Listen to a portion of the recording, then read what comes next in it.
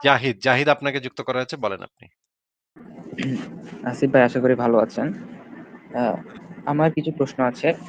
যেমন আহমদুল্লাহ হুজুর বলেছে একবার যে হিন্দুদের থেকে রক্ত নেওয়া যাবে না, যাবে, হিন্দুদের থেকে রক্ত নেওয়া যাবে। কিন্তু আমি একজন আলেমের থেকে এই প্রশ্নটা জিজ্ঞেস করেছি, উনি বলেছে যে হিন্দুদের থেকে রক্ত নেওয়াটা জায়েজ না। এখন এক্ষেত্রে কি কোনো রেফারেন্স আছে জায়েজ কি জায়েজ না এরকম? ভাই কোরআনে তো হিন্দুদেরকে অপবিত্র এবং হিন্দু বিশেষ করে মুশরিকদেরকে অপবিত্র বলা হয়েছে। কোরআনে বলা হয়েছে যে সূরা তওবাতে বলা হয়েছে মুশরিকরা হচ্ছে অপবিত্র। আ এই মানে নিষিদ্ধ মাস অতিক্রান্ত হলে তারা যেন আর মসজিদুল হারামে প্রবেশ না করে। মানে হচ্ছে মুশরিকদেরকে অপবিত্র বলা হয়েছে এবং সূরা বাইয়িনার ৬ নম্বর আয়াতে বলা হয়েছে ওরা হচ্ছে সৃষ্টির নিকৃষ্টতম জীব। মুশরিকরা এবং যারা ইসলাম কবুল করে না তারা হচ্ছে সৃষ্টির নিকৃষ্টতম জীব। মানে কুত্তা বিলের থেকেও খারাপ। এই রকমের কথাবার্তা কোরআনে বলা আছে। তাহলে অপবিত্র যদি হয় তারা, তাহলে সেই অপবিত্র রক্ত মুসলমানরা কেন নিবে এটা তো আমি বুঝি না ভাই। এখন আহমদুল্লাহ কেন এই কথাটা বলছে আমি তো জানি না। আ কিন্তু আহমদুল্লাহ কি কোন দলিল দেখিয়েছে যে এটার সপক্ষে কোন দলিল কি দেখিয়েছে যে রক্ত নেয়া যাবে বা যে বলেছে রক্ত নেয়া যাবে না, তার কথার সপক্ষে কিছু দলিল পাওয়া যায়। যেমন কোরআনে বলা হয়েছে মুশরিকরা হচ্ছে অপবিত্র। সূরা তাওবাতে মুশরিকদেরকে অপবিত্র বলা হয়েছে। সূরা বাইনাতে মুশরিকদেরকে নিকৃষ্ট জীব বলা হয়েছে। এইগুলার দলিল দেখায় বলা একজন আলেম বলতে পারে যে মানে মানে হিন্দুদের রক্ত নেয়া যাবে না। কিন্তু আহমদুল্লাহ যদি বলে রক্ত নেয়া যাবে তাহলে তো তার সপক্ষে কিছু দলিল থাকতে হবে। সে কি দলিল দেখাইছে একটু বলেন তো? কোনো দলিল দেখায় নাই, সে ওয়াজে বলছে। আমার কাছে ভিডিওটা আছে, আপনি চাইলে আমি লিংক দিতে পারি। না, না, যেকোনো আলেমের ফতোয়া হচ্ছে দলিলের উপরে ভিত্তি করে মানে সঠিক কিনা ভুল সেটা নির্ভর করে। সে যদি আ দলিল না দেখে তাহলে তো তার ফতোয়া তার থেকে ওই ফতোয়া বেশি মানে ভ্যালিড হবে যে দলিল দেখাইছে তার যে মুশরিকরা অপবিত্র। এইটা ভ্যালিড হবে বেশি।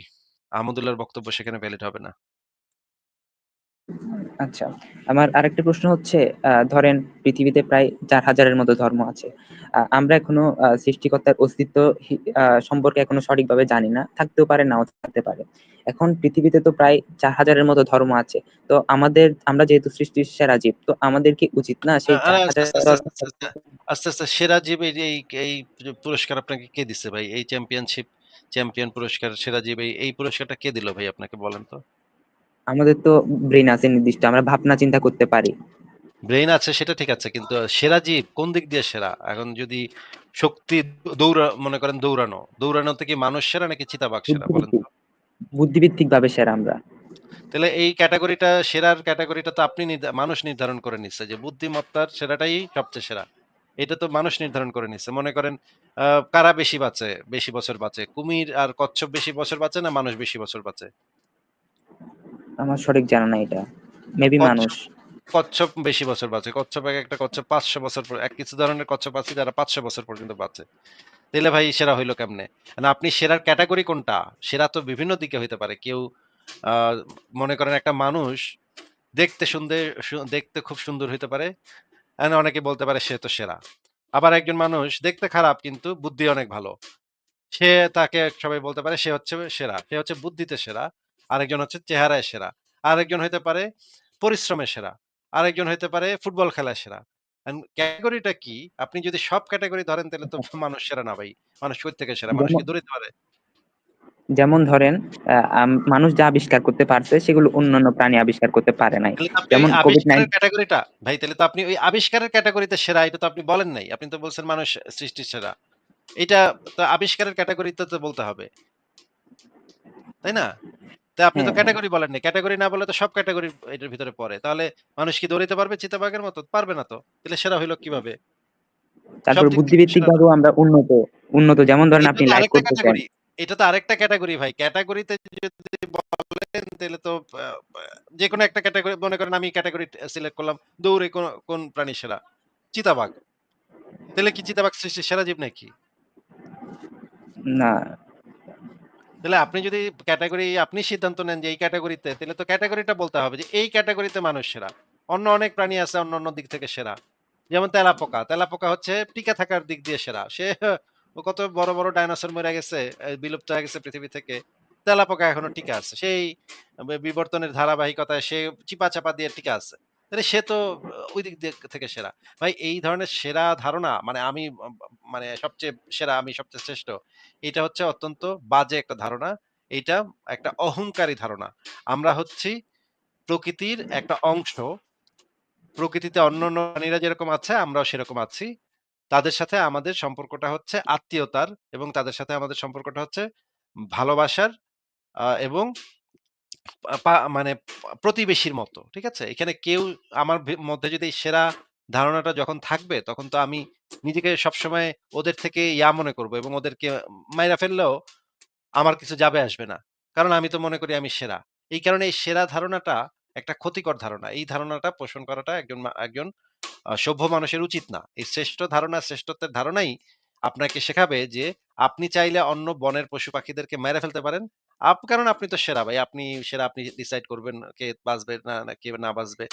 এই সেরত্বের ধারণা আ মানে একে তো যৌক্তিক না, তারপর হচ্ছে গিয়ে এবং মানে মানবিকও না। তাই এই ধরনের সেরা আমরা মানুষ সেরা। না ভাই, আমি তো নিজেকে সেরা মনে করি না। আমি মনে করি মানে একটা কুকুরও যেরকম একটা প্রকৃতির একটা অংশ, আমিও সেরকম একটা অংশ। আমি কিছু দিক থেকে ভালো, কুকুরটা আবার অনেক দিক থেকে ভালো। কুকুরটা গন্ধ খুব ভালো শুঁকতে পারে। গন্ধ শিকায় সে খুব সুন্দর করতে পারে। আবার বেড়ালরা রাতের বেলা দেখে। আমি তো রাতের বেলা দেখতে পাই না। বেড়ালটা আমার থেকে এদিক থেকে আগায়। আবার আমি কিছু দিকে আমি আবার মানে করতে পারি, কিছু বুদ্ধি দিয়ে কিছু কাজকর্ম করতে পারি, পড়ালেখা করতে পারি। সেদিক থেকে আমি সেরা। ওই দিক থেকে আবার ও সেরা। এইভাবে আমি কিছু ক্যাটেগরিতে ওকে সেরা ভাবি, কিছু ক্যাটেগরিতে নিজেকে ওর থেকে আগায়া ভাবি। কিন্তু আমি এবং ও একই প্রকৃতির অংশ। আমরা পাশাপাশি থাকি। ও থাকবে, আমিও থাকবো। এই ধারণাটা যখন আপনার মধ্যে তৈরি হবে, তখন আপনি আপনার প্রকৃতি, আপনার আশেপাশের যে পশু-পাখি এদের প্রতি একটা ভালোবাসা, একটা ভ্রাতৃত্ব, একটা সহানুভূতি বোধ করবেন। কিন্তু যখনই আপনার মধ্যে এই শ্রেষ্ঠত্বের ধারণা সবসময় খারাপ। যেমন জার্মান নাৎসিরা নিজেদেরকে মনে করতো আমরা শ্রেষ্ঠ জাতি। আমরাই সবাইরে রুল করব, আর সবাইরে আমরা দাস বানাবো। ভারতে যে মানে হিন্দু ধর্মের ভিতরে ব্রাহ্মণরা মনে করতো আমরা শ্রেষ্ঠ। ওরা সবগুলা বাদবাকি সব হইলো নিচু জাত। ওগুলা ছুঁইলেও আমাদের মানে জাত চলে যাবে। এই শ্রেষ্ঠত্বের পুরুষ এখনো পর্যন্ত পৃথিবীর পুরুষরা ভাবে আমরা নারীদের থেকে শ্রেষ্ঠ। এই ধরনের শ্রেষ্ঠত্বের ধারণা সবসময় মানুষের মধ্যে সাইকোলজিক্যালি মানুষের মধ্যে নানা ধরনের শয়তানি তৈরি করে। তাই এই ধরনের শ্রেষ্ঠত্বের ধারণা থেকে আমাদের দূরে থাকতে হবে। জাহিদ ভাই বলেন এবার। আচ্ছা, আমি যে প্রশ্নটা করছিলাম, আ পৃথিবীতে তো ৪,০০০ টার উপরে ধর্ম আছে। ধরেন ইসলাম বল, হিন্দু বল, বৌদ্ধ বল। তো আমাদেরকে এই ৪,০০০ টা ধর্মের মধ্যে সবগুলো যাচাই করে তারপর দেখা উচিত ছিল না যে আসলে কি কোন ধর্ম সঠিক কিনা এরকম? অবশ্যই মানে একজন মানুষের উচিত যে যত এখন ৪,০০০ ধর্মগ্রন্থ পইড়া শেষ করা তো একটা মুশকিলের কাজ। এই কারণে আমরা আমাদের পক্ষে যতটুকু সম্ভব আমরা ১ টা ২ টা ৩ টা এরকমের ধর্মগ্রন্থ পড়ি, বা এই ২-৩ টা যেটা যেই ধর্মগুলা মেজর ধর্ম সেগুলা যাচাই করে দেখি, এবং আমরা রাস্তাটা খোলা রাখি যে ওই যে চিপা-চাপার যে ধর্মগুলা আছে, ছোটখাটো যে ধর্মগুলো আছে, ওগুলাও যদি ওদের কাছেও যদি সেই ঈশ্বরের সপক্ষে কোনো প্রমাণ থাকে, তারা যেন নিয়ে আসতে পারে আমাদের কাছে, এবং তাদের যুক্তি প্রমাণগুলো আমরা একটু এনালাইসিস করে দেখতে পারি। সেই রাস্তাটা আমরা এইজন্য সবসময় খোলা রাখি। এই যে দেখেন আমরা লাইভটা চালু রাখছি। কেউ যদি এসে, হ্যাঁ, অনেক মুমিন আইসা এখানে মানে নাজেহাল হয়ে ফেরত গেছে। অনেক মুমিন আইসা বলছে যে, আমার কাছে ভাই আল্লাহর প্রমাণ আছে ভাই। আমি আজকে আপনার নাক ভাঙা জবাব দিমু, দাঁত ভাঙা জবাব দিমু। কিন্তু যখনই জিজ্ঞেস করছি, ভাই কি প্রমাণ আছে দেন? কয় তাইলে ওইটা হইলো কেমনে? এটা হইলো কেমনে? সব কি এমনে হইছে? এই হইতেছে তার প্রমাণ। তখন আমরা বুঝতে পারছি যে তার আসলে তার কাছে কোনো প্রমাণ নেই। কিন্তু তারপরেও আমরা সবসময় দরজাটা খোলা রাখি যে ৪,০০০ ধর্মের ভিতরে মনে করেন কোনো এক চিপার একটা ধর্ম আছে, তাদের কাছে ঈশ্বরের প্রমাণ আছে। তারা আমাদের লাইভে এসে যুক্ত হয়ে আমাদেরকে জানায়, যাক আমরা যুক্তি দিয়ে যাচাই করে দেখি। যদি সঠিক হয় মানবো, আর না হলে মানব না। আমরা তো এইভাবে কাজ করি ভাই। সবগুলা ধর্ম তো আমার পক্ষে সম্ভব না যাচাই করতে যাওয়া, তাই না? এটা তো প্র্যাকটিক্যালও না। ঠিক। আচ্ছা, আ আ আরেকটা প্রশ্ন হচ্ছে, আ নাস্তিকতা এটা কোন ধর্ম না। এটা একটা এটার জন্য ধরেন আমরা এক মুসলিম হিসেবে আ আমরা কোরআন ফলো করি। কোরআনের যে জীবন বিধান দেয়া আছে ওইটা ফলো করি। এখন নাস্তিকদের ক্ষেত্রে ওরা কোন জীবন বিধান ফলো করে? যেমন ওদের তো কোন নির্দিষ্ট বই ভাই নাই যে এটার ভিতর থেকে নাস্তিকরা কেন জীবন বিধান ফলো করতে যাবে ভাই? একজন নাস্তিক কোন জীবন বিধান ফলো করতেও পারে, আবার নাও করতে পারে। এটার সাথে তো নাস্তিকতার কোনো সরাসরি সম্পর্ক নাই। যদি আপনি আমাকে জিজ্ঞেস করেন, তাহলে আমি কি ফলো করি? আমি প্রত্যেকটা জিনিস যুক্তি, তথ্য, প্রমাণ দিয়ে যাচাই করে দেখি। যাচাই করে দেখে সেইটার সম্পর্কে একটা সিদ্ধান্ত নেই। আমার কোন জীবন বিধান নাই যে এটা দেইখা আমি বলব, "ও ভাই আজকে আমি আ টয়লেট করতে গেছি পানি ছিল না ভাই। এখন কেমনে কি করব ভাই? এখন দেখি তো গ্রন্থে কি লেখা আছে, আমার জীবন বেদনে কি লেখা আছে দেখি তো ভাই। ওই গ্রন্থটা লয়ে আয়। তো টয়লেটের গ্রন্থটা লয়ে আয়, এটার ভিতরে কি লেখা আছে দেখি এত নম্বর পৃষ্ঠাতে কি লেখা? ও তাইলে বালি দিয়া করণ লাগবো, ঢিলা কুলুপ ধরন লাগবো। না ভাই, আমি এই ধরনের কোন গ্রন্থ বা বই ওই মানে টয়লেটে গিয়া ওই গ্রন্থ আনতে কই না যে ওই গ্রন্থ লয়ে আয়, ওটার ভিতরে কি জীবন বেদনে কি বলা আছে আমি দেইখা তারপরে করব। যদি আমি দেখি একটা টয়লেট করতে গেছি, পানি চলে গেছে।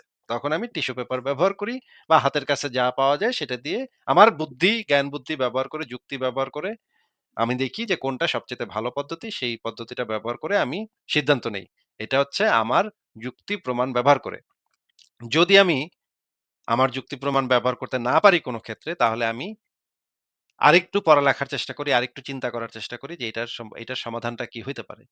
এইটাই হওয়া উচিত প্রত্যেক মানুষের একটা যৌক্তিক অবস্থান। আর যদি আমি একটা জীবন বেদনে কি লেখা আছে ওইটা পইড়া যদি আমার ওইটা করতে হইতো, যে ভাই আমি আমি আমার বউর এখন কি আ মানে চুমা দিতে পারবো নাকি চুমা দিতে পারবো না? দেখি তো জীবন বেদনে কি লেখা আছে। শুক্রবার রাইতে বউরে চুমা দেওয়ান যাবে নাকি দেখি তো। দেখি যে ভাই জীবন বেদন গ্রন্থে কি লেখা আছে। এখন ওইখানে গিয়ে দেখলাম যে না, শুক্রবার দিন দেওয়ান যাবে না। শুক্রবার দিন তুমি তোমার মনে করেন ওই জীবন বিধানে লেখা আছে শুক্রবার দিন তুমি তোমার বউরে চুমা দিও না। তুমি তোমার দাসীরে চুমা দাও। তো ভাই আমি তো ওই জীবন বিধানের তো আমার দরকার নাই ভাই। ওইখানে কি কোন বল দেয়, কত বছর আগে কি লিখে গেছে এগুলো তো আমার দেখার দরকার নাই। আমি দেখব শুক্রবার দিন যদি সেও রাজি থাকে আমিও রাজি থাকি তাহলে আমরা চুমাচুমি করতে পারি। অসুবিধা কি? কোন সমস্যা নেই। এখানে কারো কোন ক্ষতি হচ্ছে না। যুক্তি দিয়ে আমি যাচাই করে দেখতে পারি এই জিনিসটা। তাহলে আমার কাছে যদি যুক্তি থাকে তাহলে তো আমার আর ওই জীবন বেদনের দরকার নাই। যদি আমার কাছে যুক্তি এবং এনালাইসিস করার, যাচাই করার পদ্ধতি থাকে তাহলে তো আমার কোন জীবন বেদনের দরকার নাই। আর যাদের কাছে জীবন বিধান আছে তারা যে সারা পৃথিবীতে কি আকাম কুকাম করে বেড়াচ্ছে সেটা তো আমরা দেখতেই আছি। জীবন বিধান দিয়ে তো সারা পৃথিবীতে তামা করে রাখছে তারা। হ্যাঁ, বলেন। আচ্ছা, অনেক জিনিস ধরেন আমি এই কথাটা বলার কারণ হচ্ছে যেমন ফজরের নামাজ যখন আমরা পড়তে উঠি তখন ফজরে ঘুম থেকে ওঠার এগুলো তো স্বাস্থ্যের পক্ষে ভালো। তো এগুলো কি আমাদের জন্য একটা বেনিফিট দিচ্ছে না? ধর্মে থাকার তো একটা বেনিফিট দিচ্ছে না? স্বাস্থ্যের পক্ষে যে ভালো এটা আপনি বুঝলেন কেমনে ভাই? এটা তো বিজ্ঞানীরা বলছে সকাল, সকাল ঘুম থেকে ওঠা ও মানে তার বিজ্ঞানীরা কি এমনে বলছে নাকি যুক্তি দিয়ে বলছে? এটা যুক্তি আছে অবশ্যই এর পিছনে। ও যুক্তি আছে। যুক্তি প্রমাণ আছে নাকি? হ্যাঁ, হ্যাঁ। যুক্তি প্রমাণ থাকার কারণে আপনি আপনি বুঝলেন যে সকালে ওঠাটা ভালো নাকি? মানে ওই বইটাতে কি লেখা আছে সেটা আবার আপনি যুক্তি প্রমাণ দিয়ে যাচাই করে দেখছেন নাকি? ওই বইটাতে মনে করেন লেখা আছে সকালে উইঠা তোমরা নামাজ পড়ো। তারপরে আপনি আবার সেটা নিয়ে চিন্তা করলেন যুক্তি এটার পেছনে যুক্তি কি আছে? ও বিজ্ঞানীরা তো বলতেছে সকালবেলা ওঠা ভালো। তাইলে তো ভাই আপনি যুক্তি প্রমাণ ব্যবহার অলরেডি করা শুরু করে দিছেন নাকি? যুক্তি প্রমাণ কি ব্যবহার করতেছেন নাকি করতেছেন না? হ্যাঁ, করতেছি। এখন মনে করেন ওই গ্রন্থে ওইটা লেখা ছিল না, উল্টাটা লেখা ছিল। সকালবেলা তোমরা ঘুমের থেকে উঠো না। তোমরা দুপুরবেলা ঘুমের থেকে উঠবা। কিন্তু আপনার কাছে যুক্তি প্রমাণ আছে যে সকালবেলা ঘুমের থেকে ওঠা ভালো। তাইলে আপনি এখন কোনটা করবেন কোন তো? এটা তো যেটা শরীরের জন্য ভালো কোনটা ঐরকমই। যুক্তিটা মানবেন নাকি ওই গ্রন্থেরটা মানবেন? কোনটা মানবেন? গ্রন্থে তো এরকম বলা নাই। আরে আমি তো আপনাকে কোরআনে এইজন্যই আমি তো বলি নাই গ্রন্থে এরকম লেখা আছে বলিনি। আমি বলছি ধরেন যে গ্রন্থে উল্টাটা লেখা ছিল। কিন্তু যুক্তি কইতেছে সকালবেলা ওঠা ভালো। কিন্তু গ্রন্থে লেখা আছে দুপুরের আগে ঘুমের থেকে উঠবা না। ধরেন ক ছোটবেলায় স্কুলে গিয়ে অঙ্ক করছেন না? ধরো তোমারে ৳১০ দিলাম। একটা কলার দাম ৳২। তাইলে তুমি ৳১০ দিয়ে কয়টা কলা কিনতে পারবা? আপনারে তো টিচারে কলা দেয় নাই, তাই না? টাকা দেয় নাই। বাজারে গিয়ে কলা আনতে টাকা তো দেয় নাই। আপনারে তো ধরতে কইছে নাকি? হ্যাঁ, সেক্ষেত্রে যেটা এই আ ধরতে যখন কেউ যুক্তি বলবে দিয়ে তার মানে হচ্ছে ধরতে যখন কেউ বলবে তার মানে হচ্ছে কি এইটা এই জিনিসটাকে যাচাই করে আমরা দেখতেছি যে জিনিসটা ওই ঘটনা হইলে আপনি কি সি ওই পজিশনে হইলে আপনি কি সিদ্ধান্ত নিতেন? এই পজিশনে হইলে আপনি কি সিদ্ধান্ত নিতেন? এইটা যখন আমরা এই জিনিসগুলা ধরে নিই তখন আমরা এইটা আসলে মিন করি। আমরা এটা বলি না, বলতেছি না যে ওইটাই লেখা আছে। কোরআনে ওইটাই লেখা আছে। এটা কেউ বলে নাই। আমি বলেছি যে ধরেন যদি এটা লেখা থাকতো দুপুরের আগে ঘুমের থেকে উঠবা না। সন্ধ্যার আগে ঘুমের থেকে উঠবা না। এটা লেখা আছে গ্রন্থে। কিন্তু যুক্তি বলতেছে সকালবেলা ঘুমের থেকে ওঠা ভালো। তাইলে তো আপনি নিশ্চয়ই যুক্তিটাকেই মানতেন, তাই না? আর তখন তো বলতেন গ্রন্থের ভিতরে ভুল লেখা আছে। ওইটা আমি মানি না। তার মানে আপনার স্ট্যান্ডার্ডটা, আপনার মানদণ্ডটা, আপনার মূল ভিত্তিটাই তো হইল যুক্তি প্রমাণ। আপনি তো আল্টিমেটলি যুক্তিই মানতেছেন। গ্রন্থে আছে তখন আপনি বলতেছেন গ্রন্থে তো ভালোই কইছে। আবার গ্রন্থে যদি না থাকতো তাহলে কইতেন, "না আমি যুক্তি মানবো, আমি সকালবেলায় উঠবো।" তার মানে আপনি তো ওই আমি যেটা বলতেছিলাম শুরুতে যে যুক্তি প্রমাণ দিয়ে আমরা যাচাই করে দেখি, সেটাই তো আপনি মানতেছেন, নাকি? হ্যাঁ। আপনার তো ভিত্তিটা সেটাই। আপনি তো গ্রন্থে লেখা থাকলেও তো আপনি যুক্তি দিয়েই তো এটা মানে মানার চেষ্টা করতেছেন। যুক্তি আছে তাইলে তো মানি, তাইলে তো ভালোই, জিনিসটা শরীরের জন্য ভালো। আর মনে করেন ধর্মগ্রন্থে একটা জিনিস লেখা আছে, মনে করেন শিশু মেয়েদের সাথে বিবাহ করা ইসলামে হালাল করা আছে, তাই না? ইসলামের সূরা তালাকের ৪ নম্বর আয়াতে, ৪ নম্বর না ৬ নম্বর ৪ নম্বর আয়াতে বলা আছে যে শিশু মেয়েদের সাথে বিয়ে করা যাবে, এবং ৩৩ নম্বর সূরার ৪৯ নম্বর আয়াতে আবার আ ইদ্দতের কথা বলা আছে। এই ২ টা আয়াতকে মিলায় পড়লে বোঝা যায় যে বাচ্চা মেয়েদের সাথে যৌনকর্ম করা ইসলামে হালাল। একটা প্রাপ্তবয়স্ক মানুষ বাচ্চা মেয়ের সাথে যৌনকর্ম করতে পারে। এখন এটা তো ইসলামে আছে। এটা মোহাম্মদ নিজেও করছে, খলিফা ওমর করছে, খলিফা আলী করছে।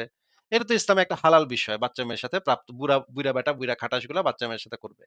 এখন ভাই আপনি তো য আপনার এটা তো ইসলামে একটা হালাল বিষয়। কিন্তু আপনার ছোট বোনকে যদি একটা মনে করেন আপনার ছোট বোনের বয়স ৬ বছর, একটা এলাকার একটা হুজুরে আইলো বাসায়, তার বয়স ৫৩ বছর। যদি বিয়া করতে চায়, ওই হুজুরে যদি আপনার ৬ বছরের বোনরে বিয়ে করতে চায়, আমি নিশ্চিত যে আপনি বিয়া দিবেন না। আপনি মানে তীব্র প্রতিবাদ করবেন, তীব্র বিরোধিতা করবেন। নাকি ভাই কি বলেন? উ উনি আপনি মিউট করে ফেলছেন। জাহিদ, আপনি আবার পট করে মিউট করে ফেলেন কেন? হ্যাঁ, বলেন, উত্তর দেন। আপনি তো মিউট করে ফেলতেছেন। জাহিদ, আপনি তো মিউট করে ফেলতেছেন। আপনি আবার মিউট করে ফেলেন সরি কেন? ভুলে টাচ হচ্ছে। আচ্ছা, উনি যদি উ এখন যে বিবাহ করতে আসবে সে তো কোনো নবী না, তাই না?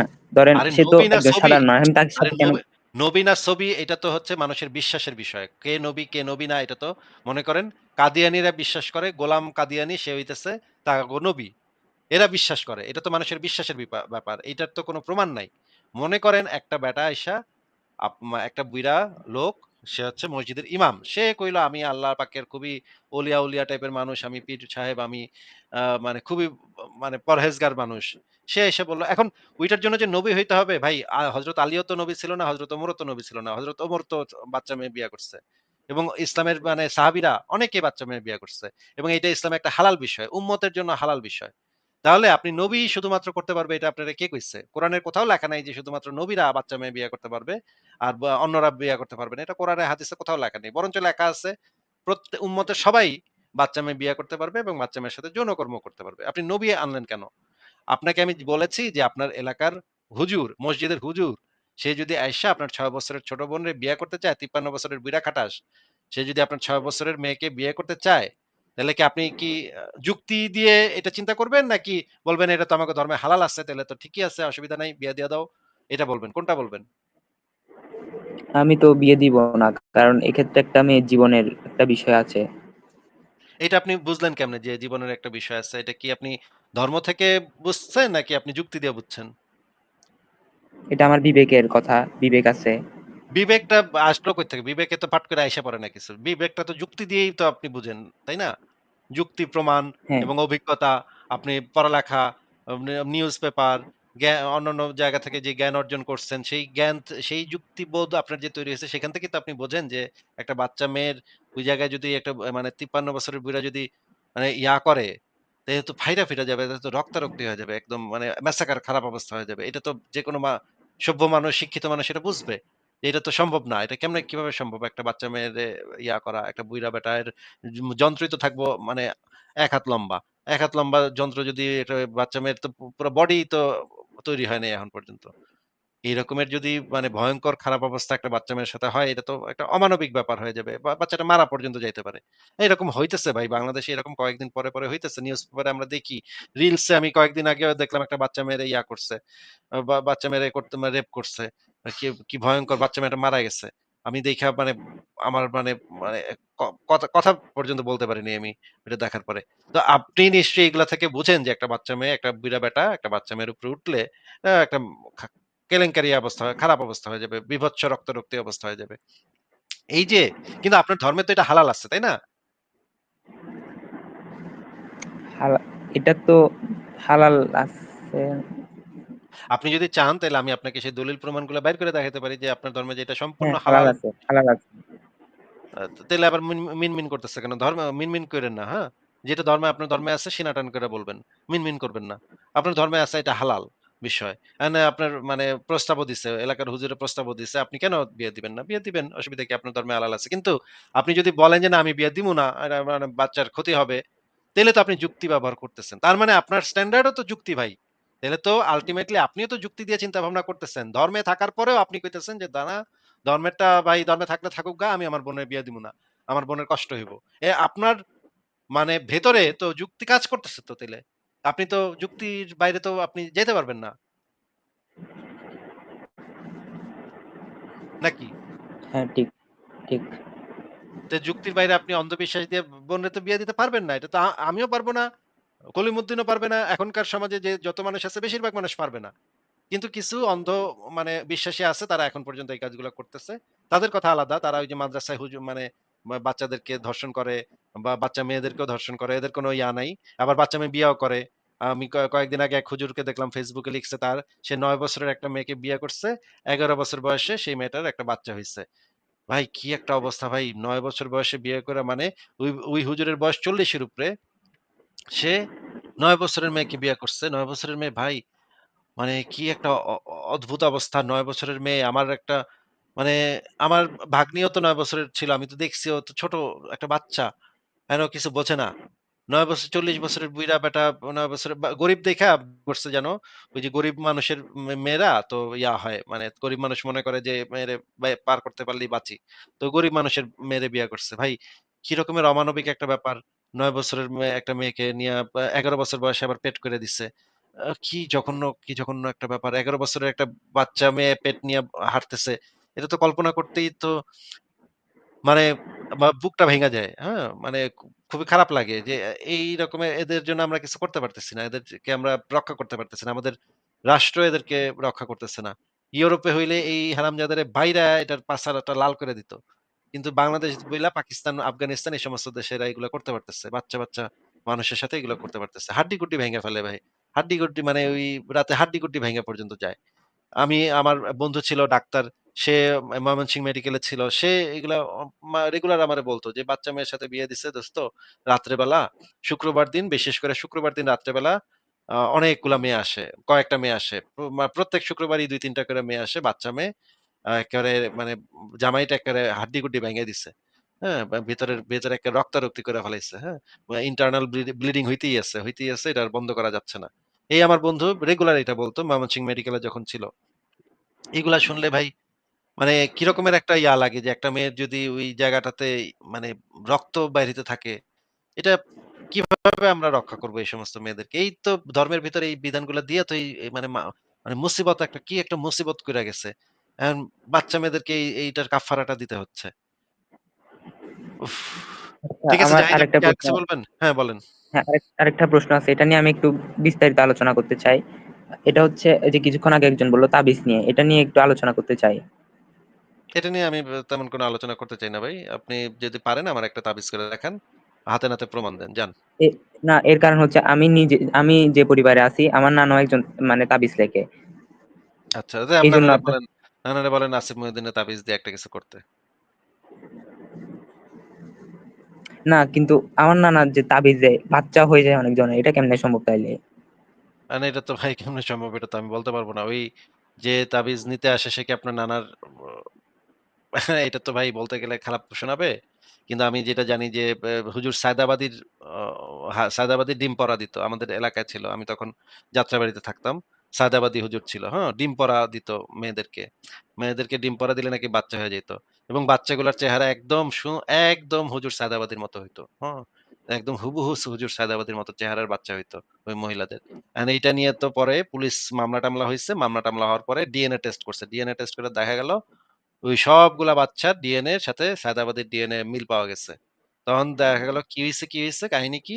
কাহিনী হইলো ওই যে ডিম পড়া দেয়, ডিমের ভিতরে ঘুমের ওষুধ ঢুকানো থাকে।